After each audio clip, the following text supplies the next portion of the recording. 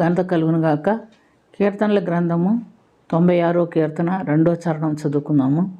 యెహోవా మీద పాడుడి, ఆయన నామమును స్తుతించుడి, అనుదినము ఆయన రక్షణ సువార్తను ప్రకటించుడి. దేవుడు మనకిస్తున్నటువంటి ఒక ఆజ్ఞను మనం ఇక్కడ చూస్తున్నాం. మనం దేవుణ్ణి ఎరిగిన తర్వాత దేవుని గురించి ప్రచురం చేయటం అనేది మనకు బాధ్యత అయి ఉన్నది. ఎందుకంటే అదే ఆ కీర్తనలోనే 3వ చరణంలో అన్ని జనులలో ఆయన నామము ప్రచురించుడి, సమస్త జనులలో ఆయన ఆశ్చర్య కార్యములను ప్రచురించుడి. యెహోవా మహత్వం గలవాడు, ఆయన అధిక స్తోత్రం పొందదగినవాడు, సమస్త దేవతల కంటే ఆయన పూజనీయుడు అని మనం చూస్తున్నాం. కాబట్టి ప్రియమైనటువంటి దేవునిలారా, ఆ గొప్ప దేవుని గురించి మనం స్తుతిగానం చేయాలా, స్తుతించాలి, ప్రార్థించాలి, ఆయన గురించి మనం ప్రచురించాలి. ఎందుకంటే ఈ లోకంలో మనం గమనించినప్పుడు యేసు ప్రభు మాత్రమే మన కొరకు ప్రాణం పెట్టాడు. వేరే ఎవ్వరూ మన కొరకు రక్తం చెందించలేదు, ప్రాణం పెట్టలేదు. ఆయన ఒక్కడే మన కొరకు రక్తం చెందించి ప్రాణం వెలగా పెట్టి మన అపరాధముల చేతను పాపముల చేతను మనం సచిన స్థితిలో ఉన్నప్పుడు మనల్ని ఆయనతో కూడా బ్రతికించినట్లుగా మనం చూస్తున్నాం. రోమా 3:11 నుంచి మనం గమనించినప్పుడు ఒక్కడును లేడు, దేవుని వెతుకువాడు ఒక్కడును లేడు, అందరూ త్రోవ తప్పి ఏకముగా పనికి మాలిన వారై ఉన్నారు, మేలు చేయవాడు లేడు, ఒకడైన లేడు, వారి కన్నుల ఎదుట దేవుని భయం లేదు అని వ్రాయబడి ఉన్నది. అయితే యేసుక్రీస్తు తన యందలి ఎవరు విశ్వాసం ఉంచుతారో వారికి ఉచితముగా రక్షణ ఇస్తున్నట్లుగా మనం చూస్తున్నాం. ఎందుకంటే ఏ భేదం లేదు, అందరూ పాపం చేసి దేవుడు అనుగ్రహించే మహిమను పొందలేకపోతున్న వారే అని చెప్పబడినట్లుగా గమనిస్తున్నాం. అయితే యేసు ప్రభువుని ఎవరైతే విశ్వాసం ఉంచుతారో వారికి ఉచితమైన రక్షణని ఇస్తానని ఆయన చెప్పి ఉన్నాడు.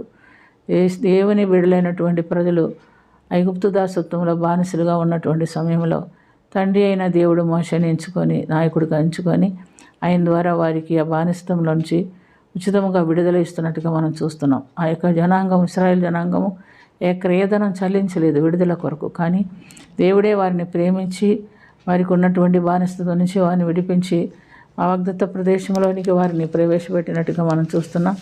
అక్కడ వారు పాలు తేనెలు ప్రవహించే దేశంలో దేవుని కృపలో జీవించడానికి దేవుడు వారికి సహాయం చేశారు. వారి ప్రయాణం 40 సంవత్సరాలు వారు వాగ్దత్త ప్రదేశమునకు ప్రయాణం చేసినప్పటికీ శత్రు భయం నుండి వారిని విడిపించారు.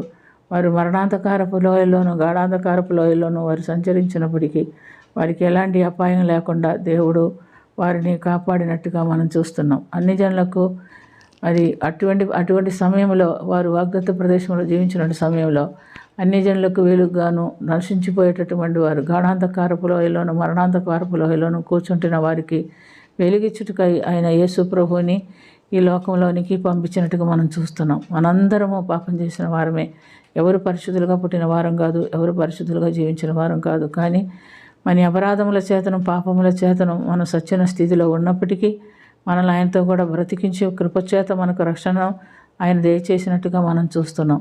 ఈ మహాకృపను, ఈ రక్షణ సువార్తను మనం అందరికీ ప్రచురించుటకు బాధ్యత కలిగిన వారం అయ్యని ఉన్నామని దేవుడు మనకు సెలవిచ్చి ఉన్నాడు. యేసు ప్రభు కూడా ఈ లోకమును విడిచి వెళ్ళక మునుపు మార్కు సువార్త 16వ అధ్యాయం 15-16 వాక్యంలో మీరు సర్వలోకమునకు వెళ్ళి సర్వ సృష్టికి సువార్త ప్రకటించుడి, నమ్మి బాప్టిసం పొందువారు రక్షింపబడను, నమ్మని వారికి శిక్ష విధించబడును అని చెప్పబడి ఉన్నది. మత్తయి సువార్త 28వ అధ్యాయంలో 18-20 వరకు అని చూస్తే మీరు నా నామం పేరట బాప్టిసం ఇవ్వడి అని చెప్తున్నారు. నన్ను నమ్మి బాప్టిసం పొందువారు రక్షింపబడును, మరి ఏ సంగతులైతే మీకు నేను నేర్పించున్నాను వాటన్నిటినీ మీరు వారికి నేర్పించుడి, ఇదిగో ఈ యొక్క సమాప్తి వరకు మీతో కూడా ఉంటానని దేవుడు వాగ్దానం ఇచ్చినట్టుగా మనం చూస్తున్నాం.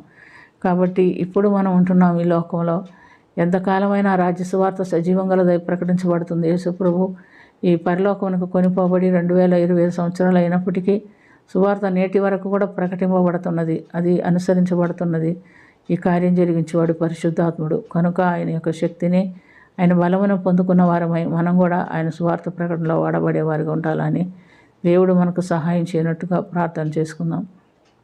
ప్రేమ కలిగిన తండ్రి, కృప కలిగిన ప్రభా, యేసు నీ రాజ్య సువార్త ప్రకటించుటకు మాకు కూడా మీరు సెలవిచ్చి ఉండగా, ఆజ్ఞ ఇచ్చి ఉండగా అటు కార్యములు చేయడానికి మాకు కూడా కావాల్సిన ఆత్మీయ జ్ఞానమును పరిశుద్ధాత్మని కృపా కాపుదల దయచేసి ధైర్యం దయచేసి నడిపించమని దీవించమని యేసుక్రీస్తు పుణ్యనామమున మిక్కిలి వినయంతో అడిగి వేడుకొనుచున్నాము తండ్రి.